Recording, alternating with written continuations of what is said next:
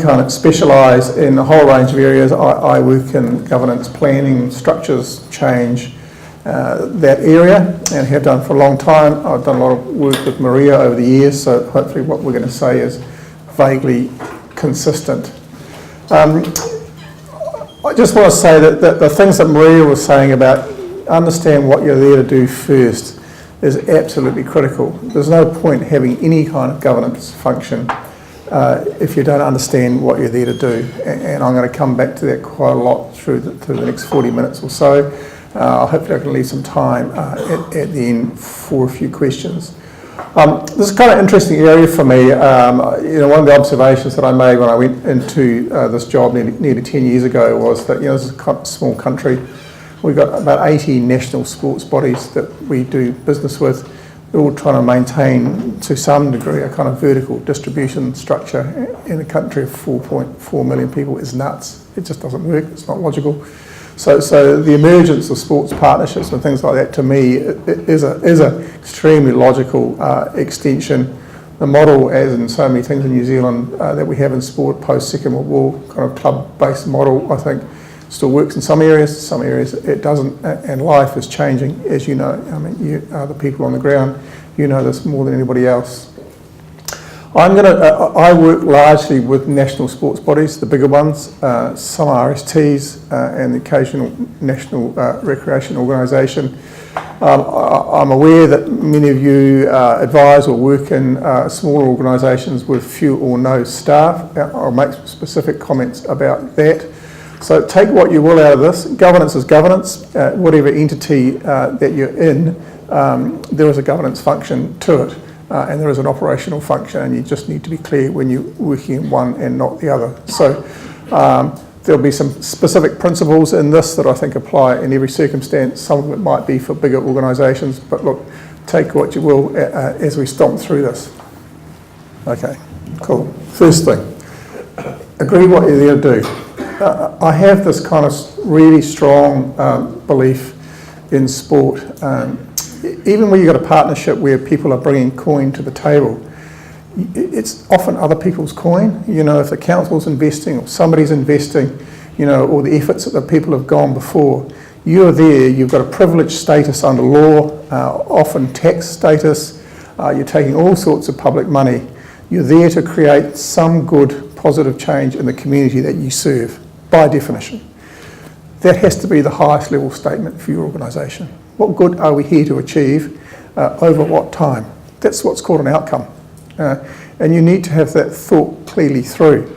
All the people in this building are not just here to make sure that, my club, as it was then, perseveres. You have kind of aggregated to some broader purpose, and you need to have talked that through and have it written down and have it very clear. If you haven't done that, go back to square one. If Maria was giving you advice, she probably wouldn't have progressed your documents. So that's got to be absolutely clear. I see so many plans in sport that, frankly, in my view, are rubbish. And they confuse tactics and strategies and outcomes all at the same level. Being a great leader, having good IT systems, whatever, they're all cool. And they are, instruments and tools and tactics to achieve something else, but they are not outcomes. And I see them at the top level of planning so often, and I just hold my head in my hands. Be very clear about the benefit that you are trying to deliver to the community that you have specified. And funders, that's what they're funding for. They're funding for good. So that's where we start. I think also it's useful, and particularly, in smaller organisations, maybe to just kind of get your head around what principles are we working to here. And I'll give you a club level example. I've just come off the committee of my old buggers cycling club after 4 years. 4 years ago, the younger generation, the 50-year-olds, took over, and because the thing was dying, inside a sport that was growing, so kind of there was obviously something wrong. And we just sat down and said, well, what are we going to do about this? And basically we formed some principles. And the principles was, we're here to have fun. Let's face it, we're a masters club. We're obviously here to have fun. We're here to be friendly. We're here to make it easy. We're here to make it accessible on the one hand, and on the other hand, it's got to be safe and it's got to be competitive on terms that people get. And we're going to be sharp about things like communications and service and getting the results up on a Monday morning and stuff like that. Everything that we did in terms of that committee was set in the framework of those principles. And we had some measures about, goals around membership. And one of our more earthy colleagues said, we're a bit short on sharers, so we need to do something about that, which we did. And we had a financial goal. But they are, measures, they are kind of lag measures. If we get the other thing right, those things will happen. And they did. We doubled the membership, we got 50 grand in the bank, and we that group of committee members sort of felt that we'd done our bit and moved on. So it was a framework of principles, and I'm doing some work right now with a very big organisation, and we're doing the same thing. Whatever else we do, we've got to do this, that, and the other thing. And if it doesn't support those, we need to think again. So it's quite useful, just make sure everybody's in the same tent on that stuff. This is one I like. Americans, America's a volunteer nation. They are fantastic at, philanthropy and volunteer stuff, and there's a whole lot of reasons for that. This is a governance concept, and there's a very good paper around, which if anybody's truly interested, I can send them to, called Mission-Driven Governance, and it says, figure out where your true north is. What are we actually here to do? Where is the compass pointing? We make our decisions in the context of the compass needle pointing north. If we make too many decisions that are too many degrees off, eventually we will come unstuck. We're here to do this thing and not that thing. And it's tough world. Look, I've lived in this world, not in the sports, but in the arts for 25 years, chasing money. And sometimes you tend to chase money from the wrong places for the wrong reasons and find, the cumulative effect of that is you're in the crap and you wonder why. Much better to have this worked out, be really good at it, and I think while there will be short-term pain, ultimately I think people will fund you more consistently if you really work out what you're going. Just another way to kind of look at the same thing, the outcome and principles. So let's just talk about what governance is and is not. The governance conversation is a strategic conversation. Whatever structure that you have, the board owns the strategy, not management. You shouldn't have management squirreling away in a corner, writing a strategic plan and then coming to the board and going, here we go, it's all done. That's hopeless, that's not governance. The board owns a strategy and is accountable for the strategy, and there's a whole lot of processes within the governance conversation that should inform them over the cycle of meetings that the strategy is still consistent and it's still right. Management is about implementing the strategy, and we'll get to that. So there's a set of policies around any board. We've got acres of policy online. I'll show you where the references to that are. Policy framework for a board generally is in 3 areas: how we run ourselves, so there's a set of governance policies; how we interact with the chief executive, and that should be prescribed where there is a staff person; and what we delegate to the chief executive or the senior staff person. So generally speaking, the first two are written in what we call a prescriptive style. This is how it is, this is what will be done. In the model of governance that we use, which is based on the American theorist John Carver, the delegations to the chief executive we call proscriptive, and they're written in the style of this is what you will not do. So we have made it clear what we want to achieve, and here are the things that you can't do on your journey to that. You can't use slave labour from Thailand, okay? That's not cool. You can't make decisions on spending above a certain level. You can't buy unrelated businesses, whatever it is. These are things that you cannot do. But other than that, get on with it and tell us how you're tracking. It's a kind of liberating relationship for the chief executive. It gets the board out of the detail. And if the board understands that, then the chief executive is going to say, well, actually, guys, no, your nose is in the wrong place here. Your conversation is up here. My job is down here. Look, a board and the health and safety thing is focusing our minds at the moment about accountabilities around boards. And this is actually, I've just done a little bit of work and we're about to release some advice in this space. Actually, the impact's down here. I think the more complicated impact of the health and safety reforms is at the voluntary level. So it's quite interesting, but clearly directors of organisations are going to have heightened accountability. If you're paid, you can be criminally liable, and it can be a very big fine and a wee lock-up. So, those are obviously one of the duties of the board in this specific case, is that you've got to have a health and safety framework which is compliant, and you've got to be monitoring it and making sure that it is being applied. And there are, any number of other statutes that the board have in their range of duties. So there's a fiduciary duty, board has compliance duty, absolutely, and you need to make sure it's flying straight. The board monitors the plan. So, are we on track? But it also has an evaluation process. Why are we not on track? What is the future? So are we constantly inventing the future? So if we use just to summarise kind of what governance is and is not, and this is quite a neat one, is it being well managed? We don't necessarily have to be doing the managing ourselves. We're there are staff. And I think the bottom one is kind of interesting. These partnerships, I suspect, can be complicated things. I think that probably there's a lot of passion involved with them. Little story.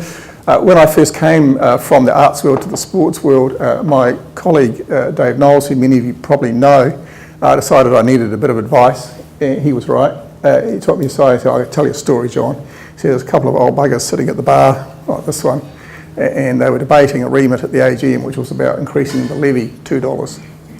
And they were going to die in the ditch before the buggers did this to them. There was no way this was going to happen. And during the process of the debate, they probably had half a dozen steinies each, and the concept of irony was lost on them." And he said, when you understand that, you'll be much better placed to work within sport. We've probably all been mixed up in stories like that. Sport is about people. We have a little saying, you're probably familiar with the Māori saying, tangata e tangata. It's about the people, it's about the people.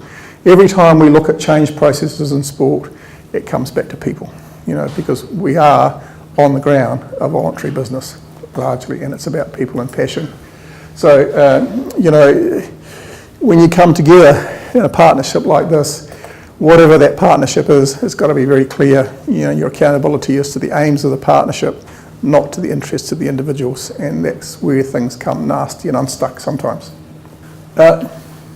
Just a little set of things about how things work. Management are down here. Down here are the snakes and the weasels, and the fallen logs and the gin traps and the day-to-day grief. You've all been there. You know what that is. That's what management deal with. That's the daily job. Leadership, a little bit up here. Maybe you can see the weather coming from 2 hours away. Maybe you can see a slightly bigger picture. But the board should be looking up here. Actually, wisdom and judgment. Ideally, sometimes I don't see either wisdom or judgment around a board table, which is disappointing. But you should be out on the horizon. You might be hopefully seeing the weather come from a long, long way away. Just remember there are different perspectives. Now, like Maria's structures, there's no one right answer here. There are some principles and there are some guidelines that I think are consistent, but there's no one right answer. Boards and how they work and how they're structured are right for occasion, for setting, for circumstances, and even how they operate can vary from week to week. This is our little model taken from a writer in Harvard Business Review 10 years ago. And it just describes there is a continuum of boards, from the hands-on board to the fully passive board. And I think some of these will be right for you at some times, so we're just going to take a little bit of time just to look at a couple of them. So on the one end of the spectrum here, you've got the very passive board. This might be a board that has, one asset, it's ticking along, nothing is happening, they just need to get together and have lunch twice a year and make sure that nothing's awry. There's just nothing to do. That's fine, and that probably works for them. Certifying board, probably a little bit more active, but actually this might actually be a bit useless. They probably should be a wee bit more engaged than they are, and they're just making sure that the CE is well behaved. Probably the lunch is quite good here too. The board that we kind of base our processes on engagement. This is largely consistent with our theories and the stuff that we put in our resources.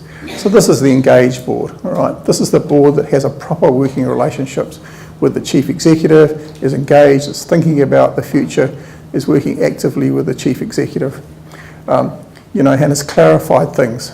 In a big organisation, this is what you would want to see.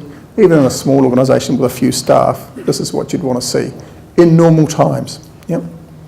So the certifying board, often times of crisis, deeply in the shtuck, you've got something that goes badly wrong. You've got a major accident involving serious injury.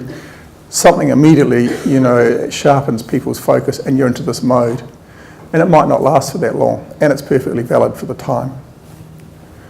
Now, operating boards, a lot of your setups, the setup phases here are operating boards, particularly common where people around the table have got a personal financial interest. Franchise boards often operating in this mode. So the owners sitting there, or you're getting a new venture off the ground. Again, it's perfectly valid. But it's quite good to understand where you sit on the continuum and to make sure that the way that you're behaving is right for the circumstances. Because no one right answer, I can't tell you what the right answer for you at the right time is. But if you understand it, you might think, yeah, this feels about right for us. So many of you will be operating with few or no staff, and that's fine. But governance is governance, okay? So I suggest that you divide a meeting. We don't do governance stuff now, which is about, the future and planning and all of those things. And we'll run the first part of the meeting in governance. Then we'll stop and we'll have a cup of tea or a drink or whatever, and we'll come back and we'll do the operational stuff.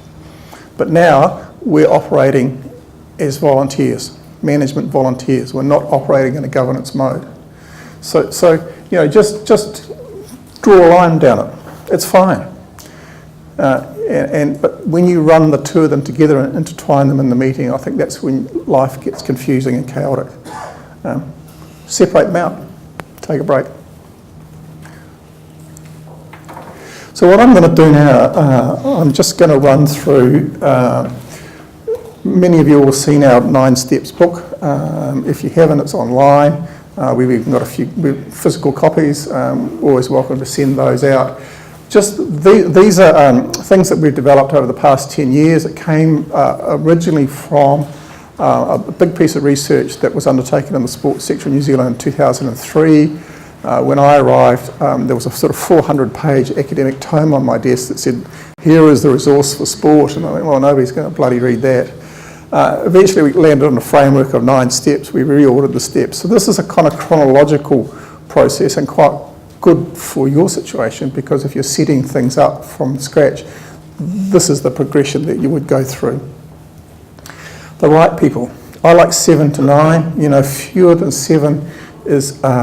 if a couple of people are sick, and you've only got a 5-person board, suddenly you're thin, or you might be actually under quorum. More than 9, you've got too many voices and it's too chaotic. So we tend to 7 to 9. I quite like 7. You've got various structures here and trusts and things. So coming back to my original comments about you are accountable to a community. You are taking public funds. So have your processes of board appointment as open as possible. Even if you're a trust, why not open it up? There's no reason you can't do that inside a trust deed. Sport Northland, some of you will know, has a kind of a semi-public process. They're a trust, but they have RSOs by right sitting there. They have representation from TAs and things. So there are lots of models that you can use. The broader you cast the net, the better people you might get. We're seeing now a lot of wider range of people putting their hands up, but they won't put their hands up unless they see the opportunity. I like appointment panels. Most of the modern constitutions, and certainly the ones that Maria and I have worked on, now have an appointment panel in, which has, I quite like someone from the organisation, someone from the grassroots, an independent expert in governance, or even someone from Sport New Zealand. So I do a lot of interviewing, which is good, keeps my perspective open. And it just removes that. There are various things you can do here. You can appoint directly for the independents, which I like. You can recommend to an AGM that these are the candidates that are the best fit. Or even now we're seeing ones where the appointment panel says there are 2 spots available for election. Here are the two candidates, yes or no. And there's a lot of debate around that. We haven't had a no on that. I've yet to sit on a panel where we put candidates up and gets turned down. I think that'll be a bit of a crisis moment, but hopefully we've got our processes right. So there are lots of things you can do. You know, have the conversation about who's around the table, what skills have they got, what skills do we need in the next 5 years, you know. If we are going into a building development, we need somebody who knows about the stuff. So, you know, make sure you've got the right balance, you know, the community is represented, diversity, you know, not all blokes, please. You know, we've got a whole program running at the moment around lifting, you know, diversity, particularly gender on boards, still underrepresented. Make sure your terms are staggered so you don't have the rollover. The board should appoint the chair, not the public at large. The board, the chair is the servant of the board, and that is the custodian of the board process. It's not the leader of the organisation, and there's kind of an interesting distinction there. You know, the chair's board is to make sure, the chair's job is to make sure the board runs properly, not to lead the organisation, and it's quite a difference. The other thing, just before we go on, just make sure when you recruit that it's very clear what the expectations are. Have a position description. Make it available to the candidates. When they sign up to the board, have an engagement letter. You know, when you get a job, you get a letter. Thanks for joining XYZ board. You know, here are the expectations that we have associated with your term with us, behaviours, this, that and the other thing. By the way, we put our hand up for board evaluation every 2 years. Hope you're comfortable with that. The worst thing you can happen is have the conversation later on and says, well, nobody told me that. You know, put the expectations up front. It's more professional, people appreciate it. So in people, you're looking, fundamentally you're looking for people who can think strategically. That's the board's job. Obviously you want at least some people around the table who have some financial expertise, but everybody should be able to read a set of accounts, and understand where you're at and where you're going. You know, an understanding of how to deal with your stakeholders and how that connects into the table. So it's sort of service and stakeholder mentality. Some interpersonal skills is great, otherwise it's all bad in the boardroom. Some ethics, some independence. There's no point having everybody around the table thinking the same way. You may as well have one person. So you actually do want a little bit of constructive conflict around the table. And in sport, you need a sense of humour. You really do. Now, some people will have come across the Appoint platform. We helped set this up. We were a sort of core funder of it. We don't own it. It's largely designed for organisations where there is a genuine governance function, so where there is paid staff of some scale. Now, this building, I would think, probably fits. So we have had a number of sports partnerships advertising, and here's about 8,000, what does it say now, 3,600 people registered on here, and a good number of them have said, we're interested in sports service. So wherever you advertise, if it's appropriate, use this as well. It also has a specialist corner, about 100 women who are interested in sports service, and they have to meet a bar. So there is a skill level before you can post here. You know, there's a certain amount of expertise in service. So use that if it's appropriate for you, I encourage you. So we've tracked a little bit of this, policies, the role, managing stakeholders, yep. So I think we're largely tracked through step 2, evaluate your own performance, plan for succession, make sure that, you know, in particular, you know, who's going to be the next chair? You know, if the chair's coming off in a year and you know that's going to happen, don't just come up to the deadline and go, oh my God, we haven't got a chair. Everybody hides under the table. We all see that. You know, think about it a little bit ahead of time if you can. Fundamental principle. What's already happened has already happened. You've got no control over it. You do have control of the future, but it's not behind you.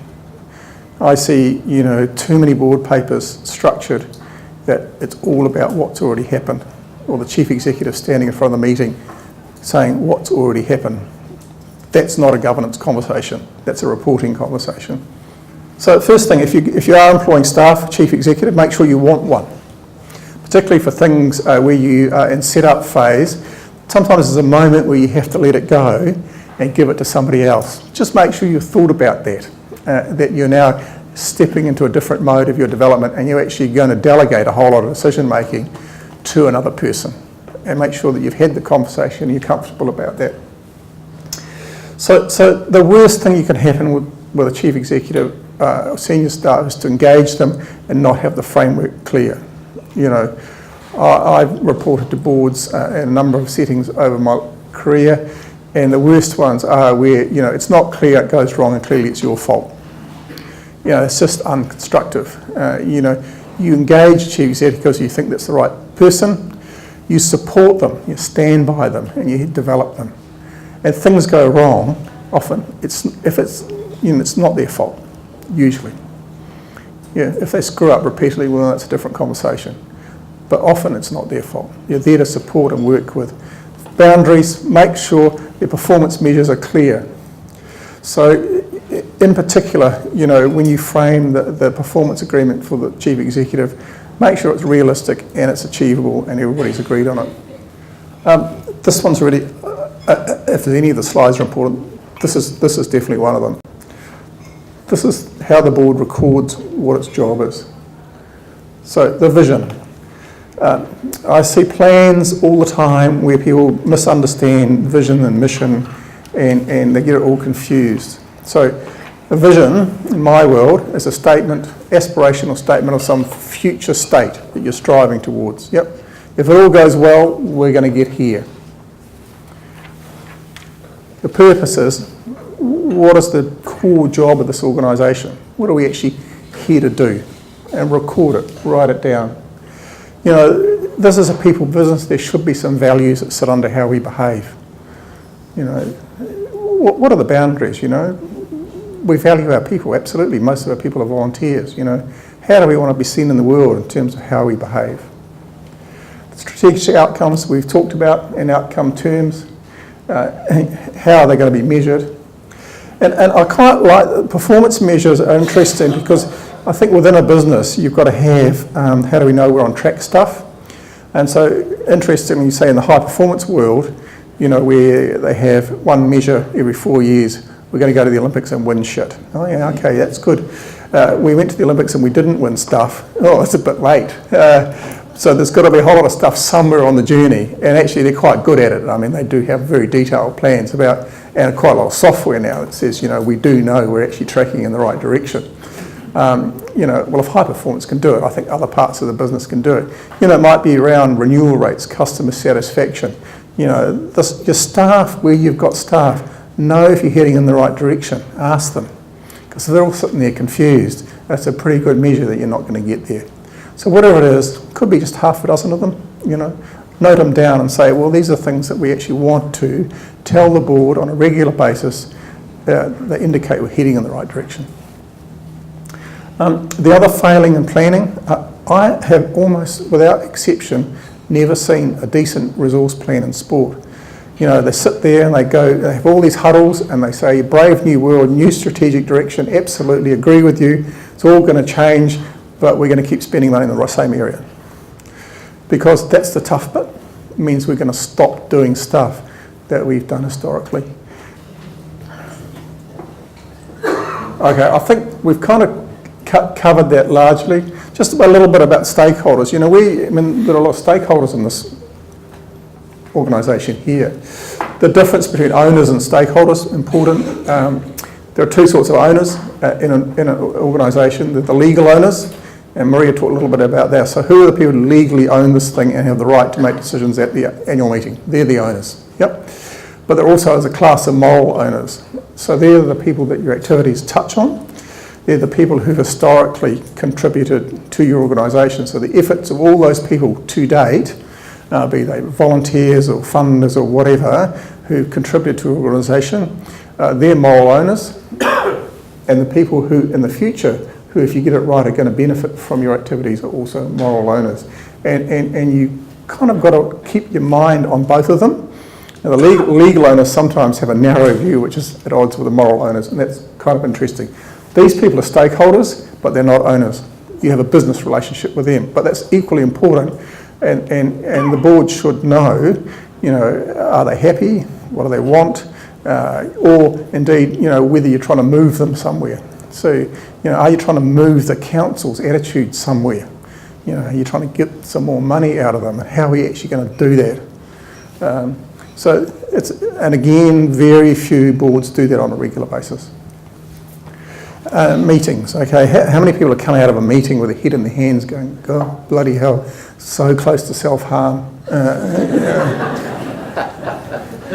I've done it as a chief executive time and time again going, So, the board should be focused on strategic matters. I like the idea of the inverse agenda.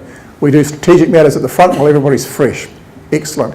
We do process matters at the back. So the chief executive's report comes at the back, and it may actually be that you just say, well, it's noted. That's it. The financial matters, unless there's something awry with them, are at the back. You know what, we're running out of time, it's 4 o'clock, got to get a plane, everybody's shutting out the door, and the stuff that's really important hasn't been done. So flip the agenda around, think about using committal agendas, so the stuff that doesn't need discussion, one motion, we receive the financial report, the chief executive's report, we note these papers, it's done. And if you get them out sufficiently in advance, encourage people to ring up if they've got issues, email and, is there going to be some grief around this paper or not? So the chair and probably the chief executive should get together ahead of the meeting and say, today, these are the things that we're trying to achieve in this meeting. This is the important stuff. Got to get this through. And also at the start of the meeting, check with the people around the table. My understanding of this meeting is that today we're really focused on this. These are the decisions that we're trying to make. Is everybody in agreement with that? Is that our understanding of what we're trying to do here today? Put some timing on agenda items. 30 minutes for this, 30 minutes for that, 10 minutes for that. Just simple stuff, just to keep the meeting flowing a little bit. Board papers. The stuff on our website about how to write a board paper, it's not that hard. Purpose of the paper, background, content, decision being sought. Yep. How does fit and support strategic outcome? We want the board to make this decision. Our recommendation is just papers. I see papers all over the place, and stuff coming to the board, copies of emails, we thought you might be interested in this, there's a noting paper. Look, it's not the board's conversation. It's the management's conversation. Get it away from the table. Just clean it up, make it tidy, and the meeting will be, thoroughly satisfactory. You won't come away, looking for the razor blades. Americans, I said Americans are good at this stuff, and they are, have a concept called gift of time, which I really like. A volunteer gives time. I only have so much time that I can give to things. And for me, it's not too far away from money. If you get a highly, competent person who's made the commitment to your board, they could be using that time in another way, with their family, paid employment, whatever it is. They've made a serious gift to you, and you have an obligation to use that time well. It's a nice little concept, gift of time. Use their time well, or when their term comes up, or even before, they'll bugger off. And why not?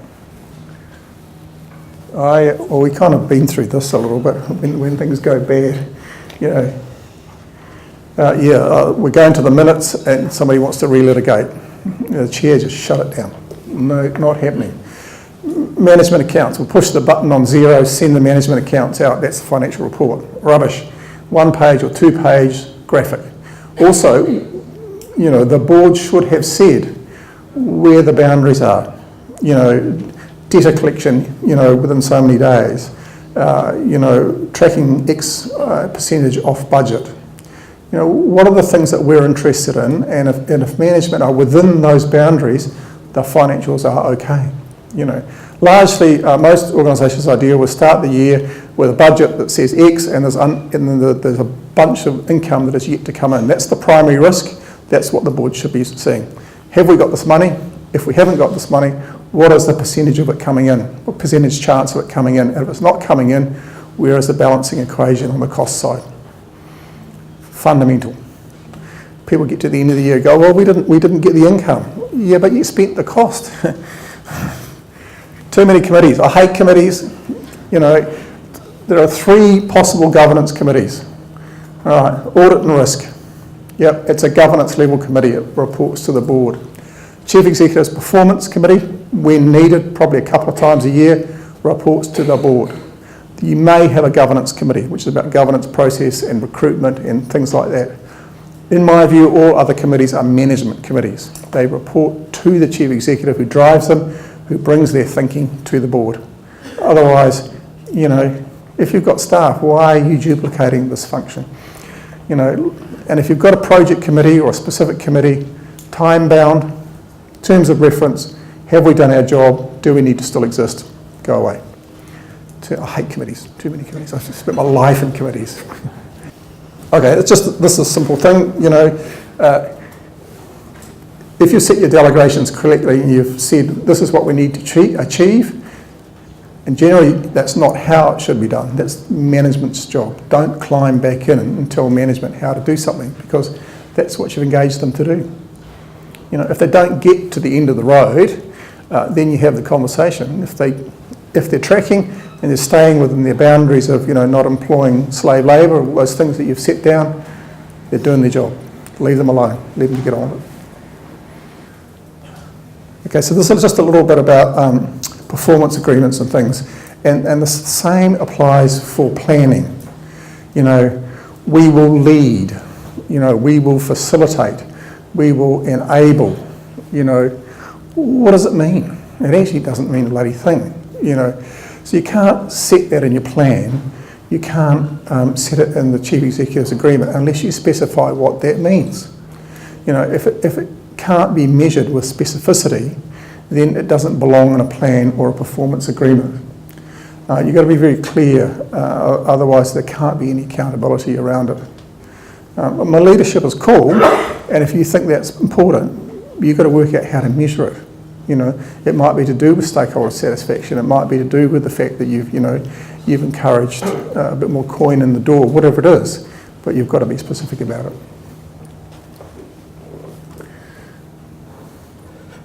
Yeah, having something in the plan that says we're going to get more money out of sport in New Zealand, and I've seen it. Yeah, I can tell you how to do that, but that costs. So. Work plan for the board, yep, easy. You know, you set the meeting dates, work out what you're going to do, how many meetings. I mean, it's not totally prescriptive, but I kind of like a 6-weekly cycle. Certainly as a former chief executive, having to go to a board every month used to drive me nuts because I felt like I was just forever writing board papers. And work out, you know, what we do through the year. I mean, there are clear things that we do, you know, the AGM and the strategic retreat. Policy review should be there on a regular basis. The chief executives review what the budget setting and adoption. You know, put them in there so that everybody knows what they're doing during the year. It's not that hard.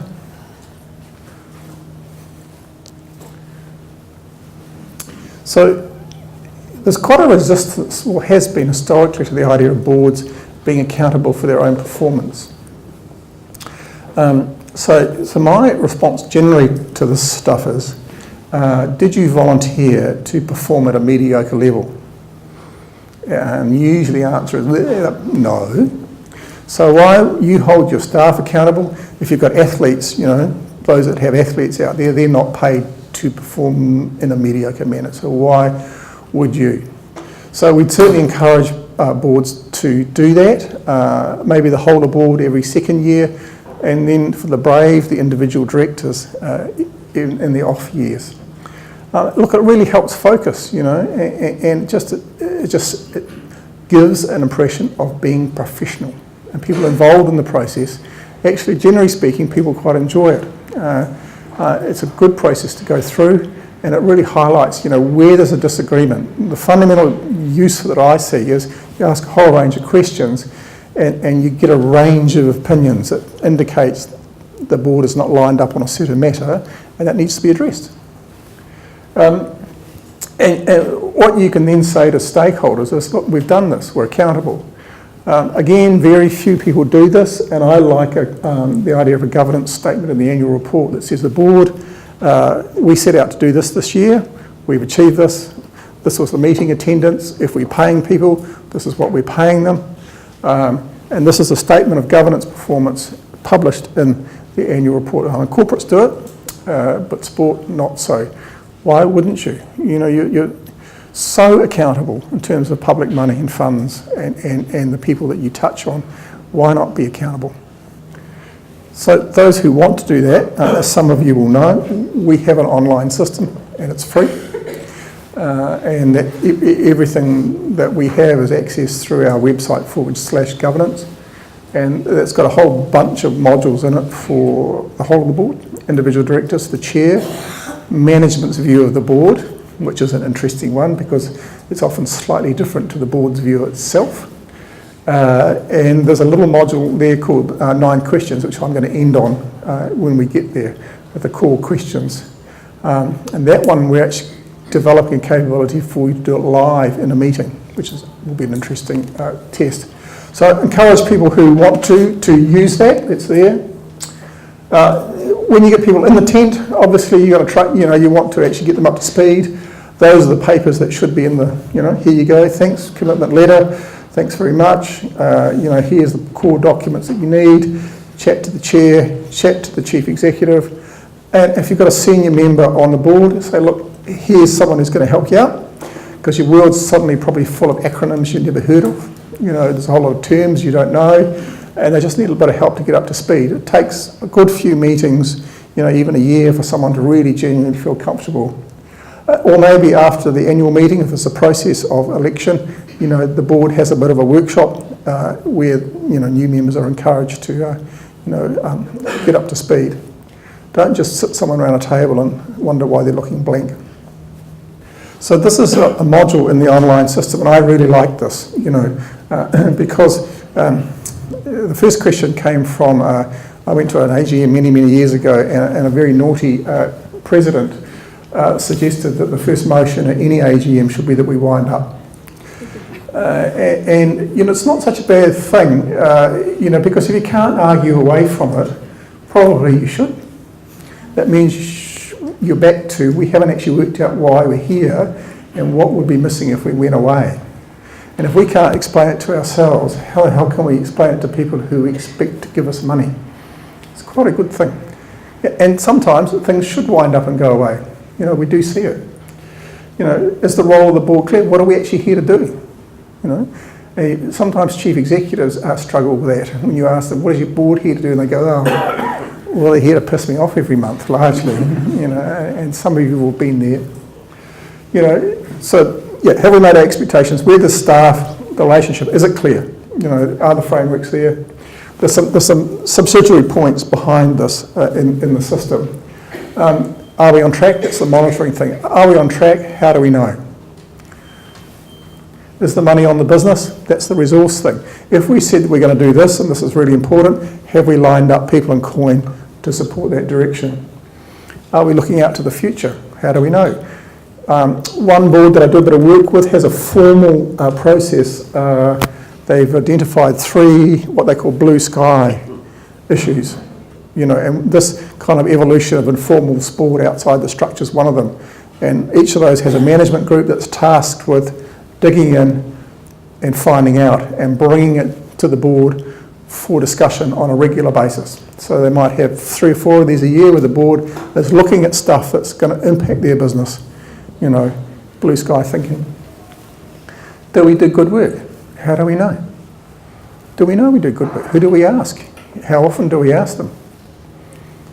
Do we have the right people around the table? You know, have we got a few travellers here that, you know, again, there's a lovely piece, I can't remember where I read it. Again, you know, Americans are good at this, is the conversation about, you know, it appears to us that, you know, there's something in the way of your commitment to the board. There may be something in your personal life, but I just feel that, you know, I wonder if we can help you with this. There's so much, we're a shy nation when it comes to this stuff. We shy away from these conversations.